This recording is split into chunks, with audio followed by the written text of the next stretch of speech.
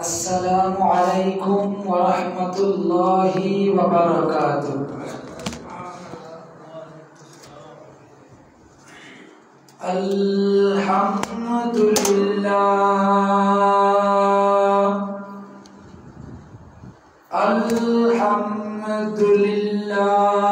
अल्हम्दुलिल्लाहि सय्यदन नबीना बिहबीबिहिल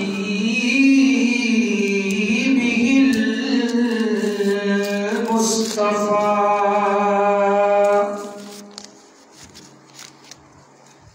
वमन अलल मुमिनीना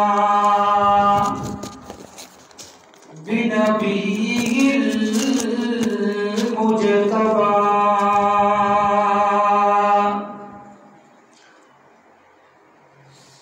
वस्सलातु वस्सलामु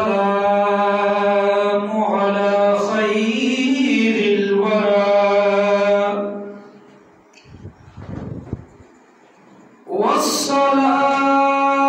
वस्सलातु वस्सलामु अला सय्यदना व नबियना व हबीबना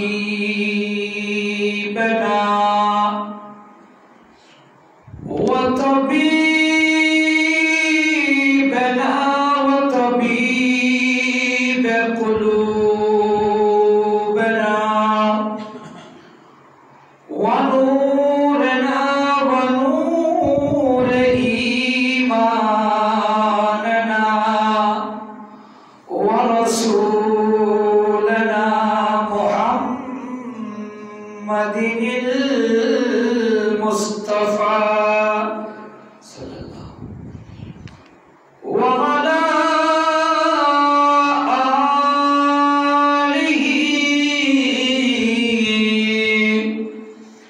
व अस्हाबिहि व अहले बैतिहि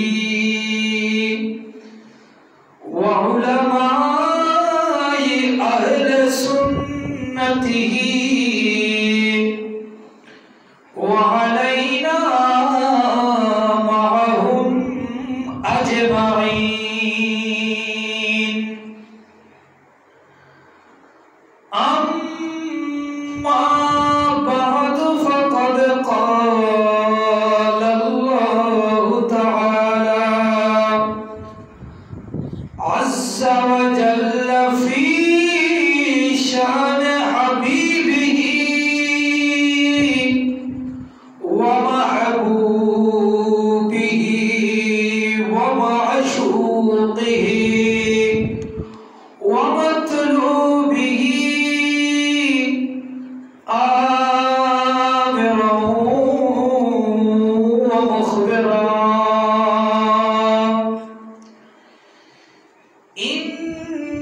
इन्नल्लाह व मलाइकतहु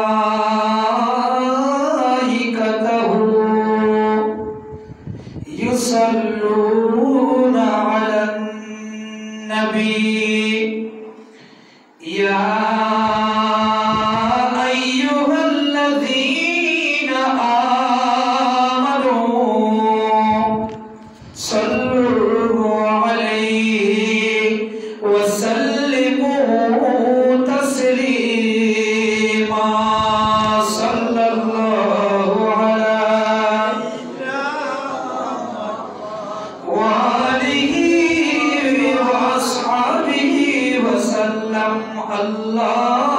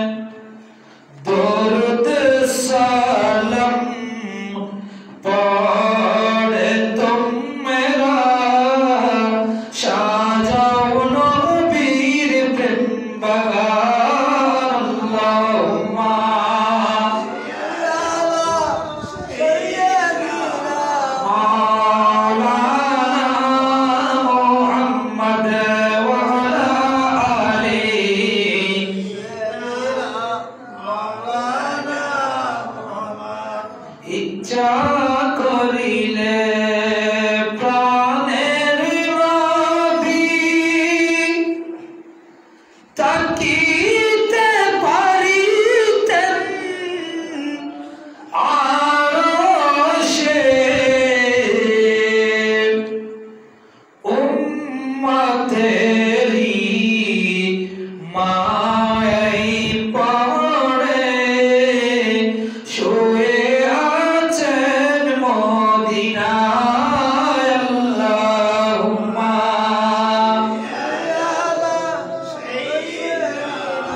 মাওলানা মুহাম্মদ ওয়া আলা আলিহি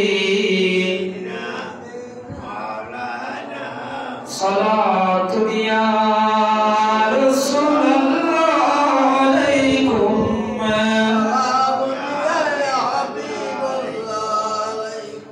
सजदा करो या दिल को संभालो मोहम्मद की चौखट नजर आ रही है सलातुनिया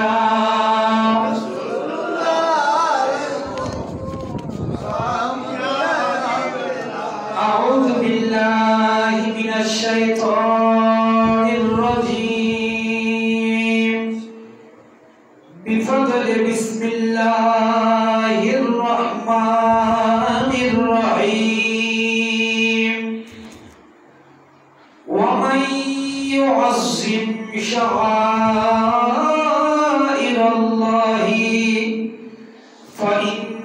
فإنها من تقوى القلوب صدق الله المولانا العظيم وصدق رسوله النبي الحبيب الكريم مولاي صل وسلم وبارك عليه मैं सजदा करो दिल को संभालो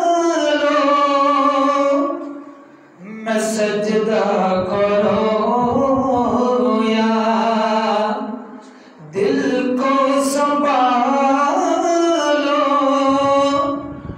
मोहम्मद की चौखट नजर आ रही है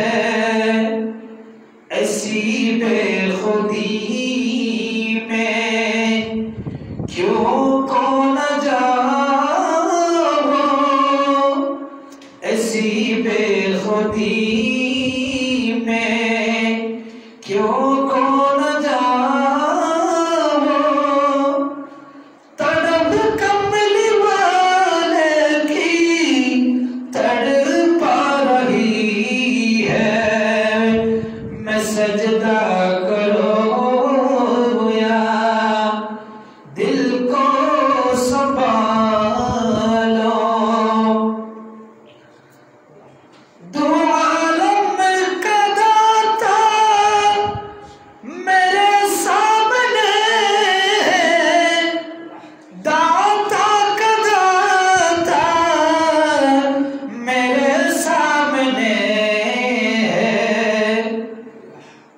अदा क्यों न फर्ज है अदा क्यों न फर्ज है मोहब्बत करो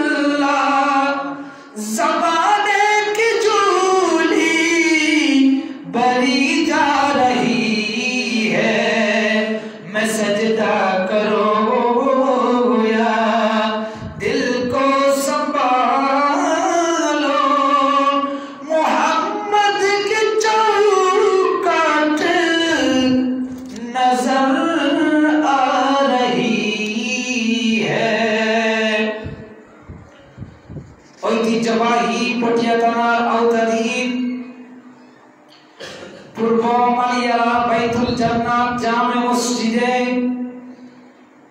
রজবের এই শেষ জুমায় আল্লাহ যাদেরকে আসার বসার তৌফিক দান করেছে এবং পর্দার আড়ালে মা ও বোনেরা যারা আমাদের কাছ থেকে রজব বিদায় দিচ্ছে এই আশা নিয়ে শাবান আমাদের কাছে আগমন করছে, শাবান মাসের ফজিলত এবং শাবান মাসের গুরুত্ব শোনার জন্য যে সমস্ত মা ও বোনেরা অপেক্ষমান রয়েছে সকলকে আমার পক্ষ থেকে সালামি পেশ করছি। আসসালামু আলাইকুম ওয়া রাহমাতুল্লাহি ওয়া বারাকাতুহু।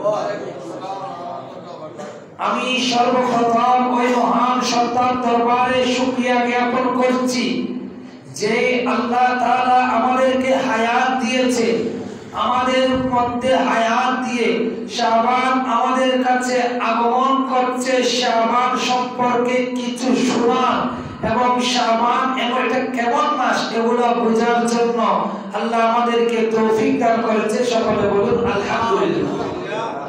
এবং সাথে সাথে লক্ষ করে দরুদ সালামের নজরানা পেশ করছি মানবতা মুক্তির দিশারি সাহেবে দৌলত রাহমাতুল লিল আলামিন নবী, দয়ার নবী, মায়ার নবী। আমরা যখন জাহান্নামের পথে হাঁটছি, জাহান্নাম থেকে যেই নবীর ওসিলায় আমরা জান্নাতের পথে হাঁটার আল্লাহ সুযোগ করে দিয়েছেন এবং যে শাবান মাসকে আমার রাসূল বলেছেন আশ-শাবানু মিন্নি, শাবান আমার মাস, সেই রাসূলের কায়নাতের কদম মুবারকে লক্ষ করোড় দরুদ সালামের নজরানা পেশ করছি। আল্লাহ তাআলা আমাদের সকলের পক্ষ থেকে কবুল করুক। সকলে বলুন আমিন। আমাদের কাছ থেকে রজব মাস আজ বিদায় নিয়ে যাবে। রজব মাস কেননা আল্লাহ বলেছেন রজবুন মিনাল্লাহ, রজব হচ্ছে আল্লাহর মাস। আর শাবানু রাসূলুল্লাহ, শাবান হচ্ছে রাসূল সাল্লাল্লাহু আলাইহি ওয়াসাল্লামের মাস, আর রমজান হচ্ছে রাসূল পাক সাল্লাল্লাহু আলাইহি ওয়াসাল্লামের উম্মতের মাস। সুবহানাল্লাহ। শাবান মাস আমল আছে না? শাবান মাসকে কেন রাসূল নিজের মাস বলেছেন? অনেকগুলা মাস আছে, এতগুলা মাস থাকা সত্ত্বেও রাসূল বলেছেন আমার মাস হচ্ছে শাবান মাস। সুবহানাল্লাহ। আল্লাহ তাআলা কোরআনে কারীমের মধ্যে বলেন ওয়া মান ইউআযযিম শাআইরাল্লাহি ফাইন্নাহা মিন তাকওয়াল কুলুব। সুবহানাল্লাহ।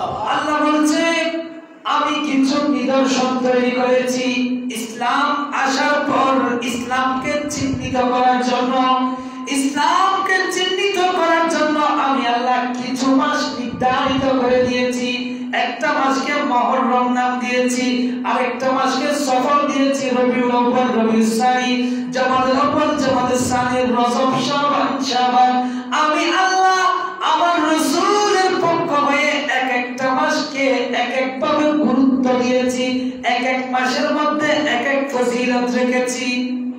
আল্লাহ বলেন যে ব্যক্তির অন্তরের মধ্যে তাকওয়া থাকবে, যার অন্তরের মধ্যে আল্লাহর ভয় থাকবে, ওই ব্যক্তি আল্লাহর পক্ষ থেকে আমার রাসূল যে মাসকে যে সমস্ত বিধানগুলিকে তোমাদের কাছে পৌঁছে দিয়েছেন, তোমাদের কাছে আমার রাসূল আল্লাহর পক্ষ হয়ে যা নিয়ে এসেছে, রাসূল যা গ্রহণ করতে বলেছে তা যদি তোমরা গ্রহণ করো তোমাদের অন্তরের মধ্যে তাকওয়া অবস্থান করবে। সুবহানাল্লাহ।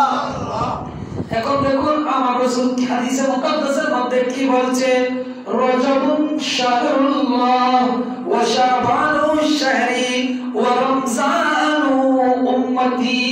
সুবহানাল্লাহ। আমার রাসূল বলেন আল্লাহ রজবকে নিজের মাস হিসেবে আখ্যায়িত করেছেন।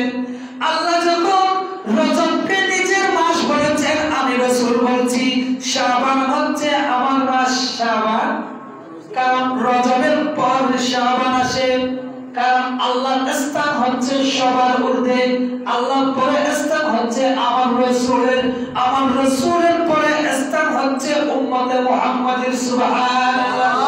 এখন আমার রাসূল এভাবে সাজিয়েছেন, আমার রাসূল বলছেন রজব মাস হচ্ছে আল্লাহর মাস।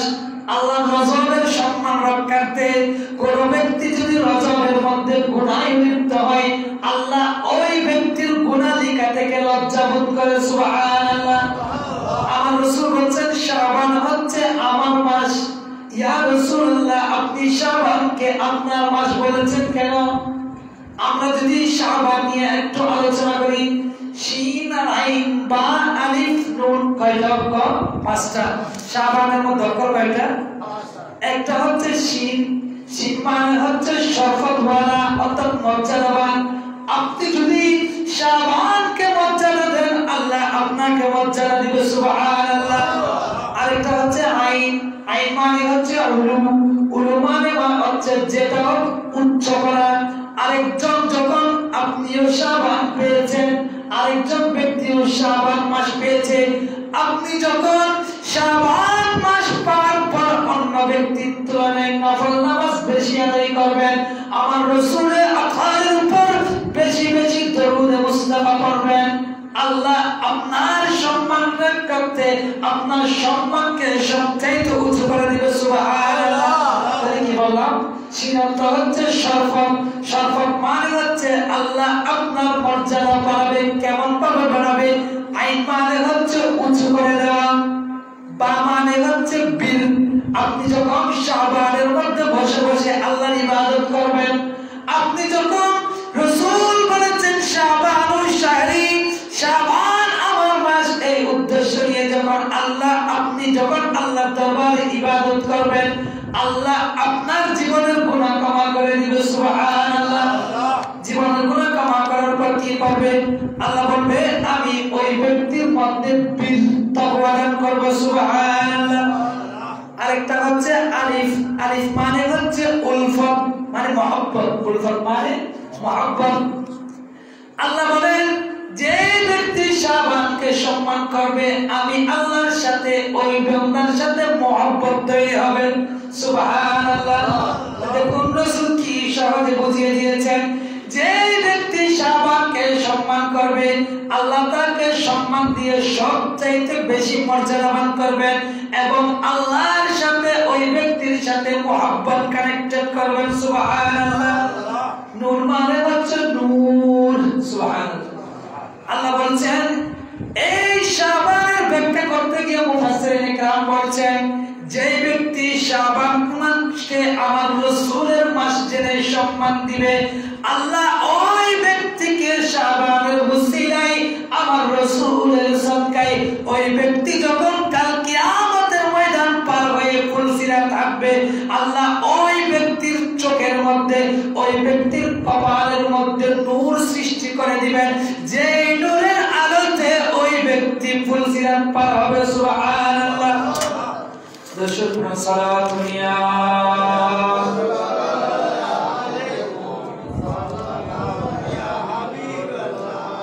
শাবান মাসের কিছু আমল আছে না?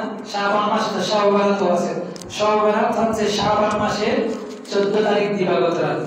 এখন দেখুন আমার রাসূল হাদিসে মুকদ্দাসের মধ্যে বলেছেন, ওয়ান উম্মে সালমা রাদিয়াল্লাহু তাআলা আনহা মা রাআইতু রাসূলুল্লাহি সাল্লাল্লাহু আলাইহি ওয়াসাল্লাম ইয়াসুমু শাহরাইনি মুতাতাবিআইনি ইল্লা ইন্নাহু কানা ইয়াসিলু শাবান বিরমজান। সুবহানাল্লাহ।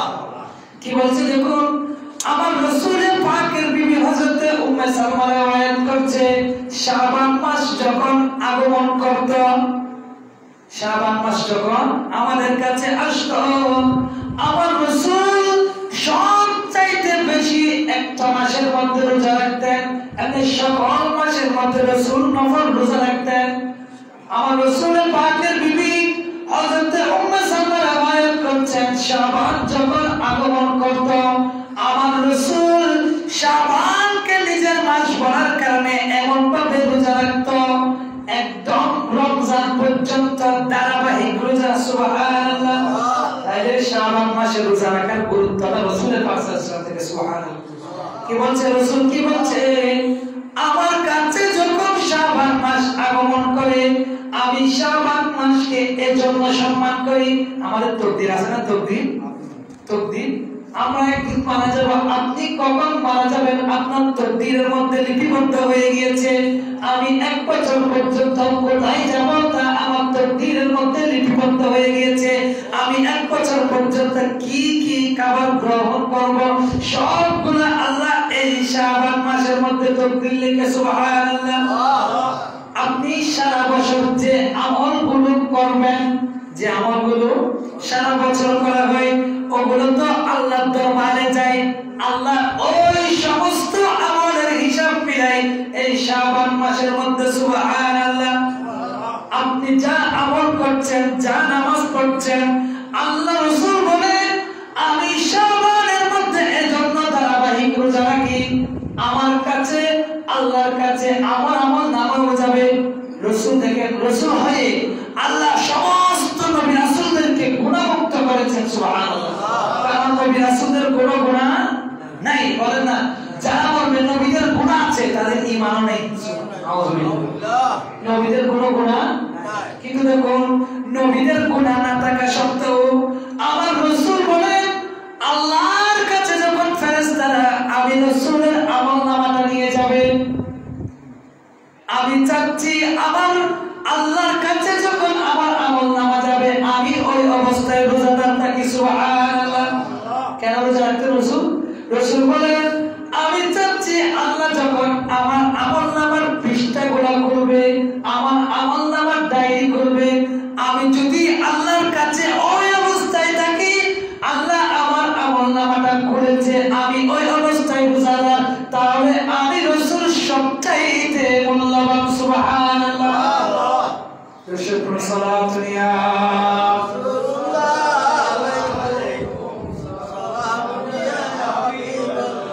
এখন বুঝছেন কেন রাসূল এমন ভাবে রোজা রাখতেন? মনে হচ্ছে রমজান চলে এসেছে। সাহাবায়ে কেরাম মনে করতেন মনে হয় রমজানের চাঁদ উদিত হয়ে গিয়েছে, আমার রাসূল ধারাবাহিক রোজা রাখতেন। এখন দেখুন শাবানকে শাবান কেন বলা হয়? হাদিসে মুকদ্দাসের মধ্যে আমার রাসূল বলেন ইন্নামা সুমিয়া শাবানা লিআন্নাহু ইয়ানশারু ফীহি খায়রুন কাসীরুন লিস-সাইমি। সুবহানাল্লাহ। আপনি যখন শাবান মাসের মধ্যে নফল রোজা রাখবেন, আপনি যখন শাবান মাসের মধ্যে রাসূল পাক বলেছেন শাবান হচ্ছে আমার মাস, এই শব্দটাকে সম্মান করবেন। কারণ আমরা সবাই কার উম্মত? রাসূলের উম্মত না? কথা বলেন না, আমরা কার উম্মত? তাহলে রাসূলকে সম্মান করা আমাদের ঈমানি দায়িত্ব। কারণ ঈমান হচ্ছে রাসূল, ঈমান রাসূল। এখন দেখুন আমার রাসূল হাদিসে মুকদ্দাসের মধ্যে বলেন ইন্নামা সুমিয়া শাবানা লিআন্নাহু ফীহি খায়রুন কাসীরুন লিস-সাইম। আমার রাসূল বলেন এটাকে শাবানকে শাবান এজন্য বলা হয়, শাবান মানে হচ্ছে ডালপালা। শাবান মানে গাছের ডাল আছে না, ডাল, তেল তেল, গাছের ডাল। রজব হচ্ছে গাছের কুটি। রজব কথা বলেন, এগুলো জানা দরকার মুমিন হিসেবে, মুসলমান হিসেবে। আমাদের বয়স 50-60 পার হয়ে যাচ্ছে, কিন্তু আমরা কোন মাসে কি আমল করতে হয় এগুলো পর্যন্ত যথার্থ জানি না। রজব মাস হচ্ছে গাছের গোড়ার মতো, একটা বৃক্ষের মতো। আমার রাসূল বলেন শাবান অর্থ হচ্ছে ডালপালা, শাবান মানে হচ্ছে ডাল। আপনি যখন শাবানের মধ্যে ইবাদত করবেন, একটা গাছ রোপণ করেছেন, ওই গাছটা যখন বড় হলে ডাল মেলে। ডাল কখন মেলে? ছোট অবস্থায় তো কম থাকে। যখন ওই গাছটা বড় হয়ে যায়, ওই গাছের ডালগুলো প্রসারিত হয়ে যায়, এরকম না? আমার রাসূল বলেন আল্লাহ রজবকে বলেছেন মূল গাছ, কিন্তু শাবানকে বলেছে ডাল। কিন্তু উম্মত শাবানকে জন্য ডাল বলেছে। উম্মত তোমরা যখন রজবের মধ্যে ইবাদতের বীজ বপন করবা, ওই গাছটা শাবান আস্তে আস্তে বড় হবে। ওই গাছটা শাবান আসার কারণে যখন ডাল মেলবে, ওই ডালগুলো যখন প্রসারিত হবে, বান্দা শাবান মাসের মধ্যে ইবাদতের মধ্যে পানি দাও, ইবাদতের মাত্রা বাড়িয়ে দাও, আমি আল্লাহর রোজা বাড়িয়ে দাও, নফল সাদকা বাড়িয়ে দাও, দান সাদকা বাড়িয়ে দাও, কোরআন তেলাওয়াত বাড়িয়ে দাও। বান্দা যখন এই নফল ইবাদতগুলো করবে, বান্দা নফল ইবাদতগুলো করার কারণে যখন বান্দা তোমার কাছে রমজান আগমন করবে, রমজান আসলে তুমি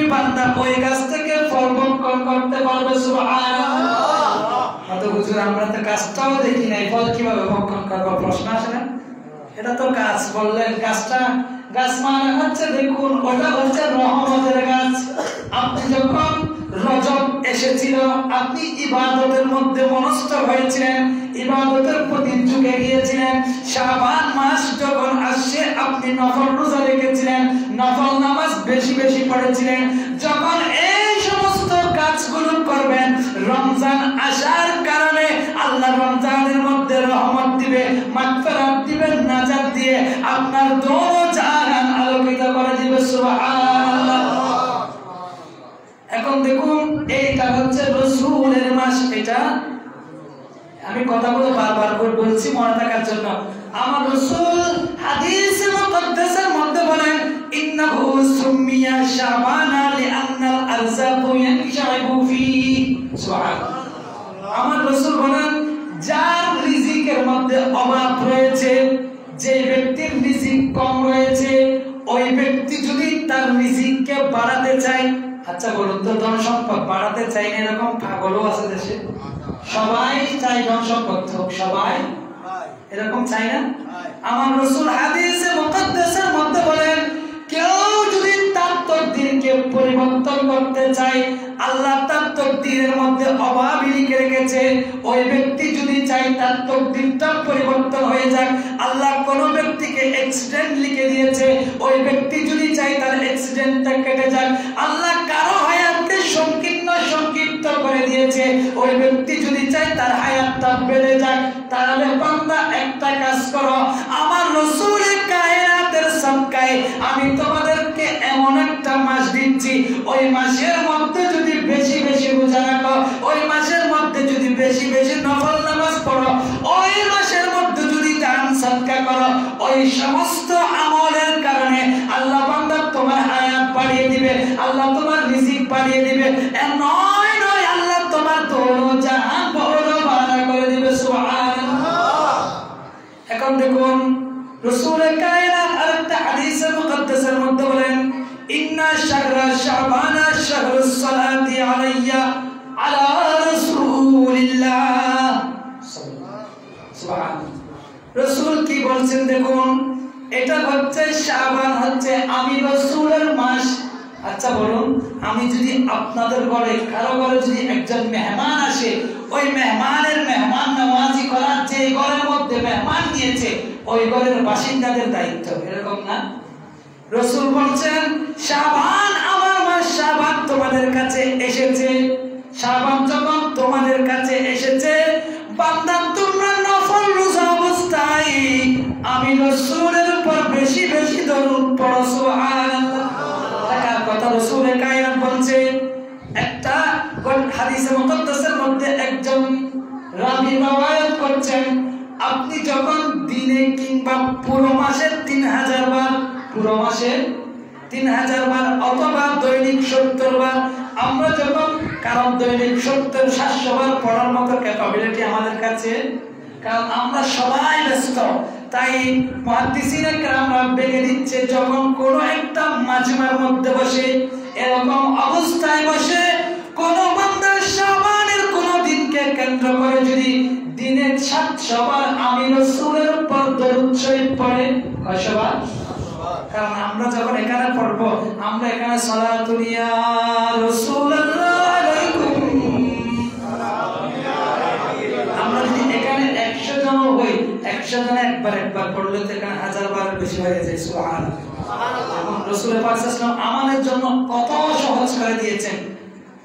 রাসূলের কায়নাত বলছেন, কোন বান্দা যদি আমি রাসূলের উপর সন্তুষ্ট হয়ে এই শাবানের কোন একটা দিনকে কেন্দ্র করে আমি রাসূলের উপর 700 বার দরুদ শরীফ পড়বে, আল্লাহ তাআলা 70 জন রহমতের ফেরেশতা বানাবে। সুবহানাল্লাহ। কয়জন? 70 জন। আল্লাহ বলেন, আমি আল্লাহ আমার রাসূলের কায়নাতের উপর দরুদ শরীফ পড়ার কারণে আমি ওই সমস্ত বান্দাদের উপর 70 জন রহমতের ফেরেশতা এমন ভাবে পাঠাবো, তারা তাদের আন্দোলনকৃত, তারা তাদের মুখে পঠিত ওই দরুদ শরীফটা আমার রাসূলের কায়নাতের দরবারে জুলুস করে করে নিয়ে যাবে। সুবহানাল্লাহ। আমরা যখন আমার রাসূলের কায়নাতের মাসের মধ্যে বসে বসে আমরা যখন রাসূলের উপর দরুদ শরীফ পড়ছি, আল্লাহ আমরা দেখছি না, আল্লাহ রাসূল হাদিসে মুকদ্দাসের মধ্যে বলেন আল্লাহ 70 জন রহমতের ফেরেশতা পাঠাবেন। ওই ফেরেশতারা আমাদের পঠিত দরুদ শরীফগুলো আল্লাহ রাসূলের দরবারে নিয়ে যাবে।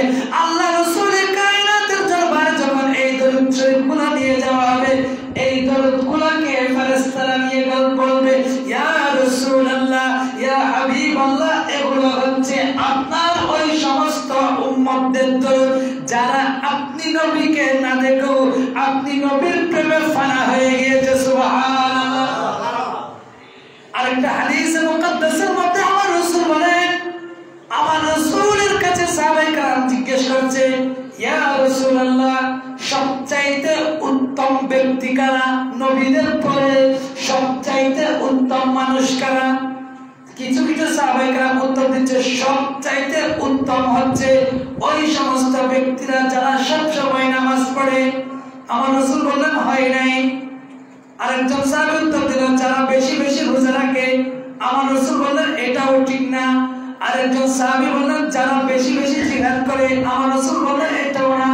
রাসূলের কায়নাত বলছেন সবচাইতে উম্মত হচ্ছে অধিক উত্তম ওই ব্যক্তি, ওই উম্মত যেই ব্যক্তি আমি রাসূলকে না দেখেও আমার আল্লাহকে না দেখেও আমার আল্লাহর উপর ঈমান আনবে, আমি রাসূলের আনিত বিধানকে গ্রহণ করবে, আমি রাসূল যা দিয়েছে তা গ্রহণ করবে, যা থেকে বিরত থাকতে বলেছি ওই সমস্ত বিধান বলি যারা ছেড়ে দিবে ওই ব্যক্তি আল্লাহর কাছে সবচাইতে উত্তম। সুবহানাল্লাহ। আমি যেটা বলছিলাম, আপনি যখন দরুদ পড়বেন আপনার দরুদগুলো রাসূলের কায়নাতের কদম মুবারকের মধ্যে নিয়ে যাবে। রাসূলের কায়নাতের কদম মুবারকের মধ্যে নিয়ে যাওয়ার পর রাসূল খুশি হবে। রাসূলের সাদকায় ওই 70 জন ফেরেশতা যতদিন পর্যন্ত কিয়ামত হবে না ততদিন পর্যন্ত আপনার জন্য আমার জন্য আল্লাহর কাছে ক্ষমা করতে থাকবে। সুবহানাল্লাহ। দেখুন কত গুরুত্ব।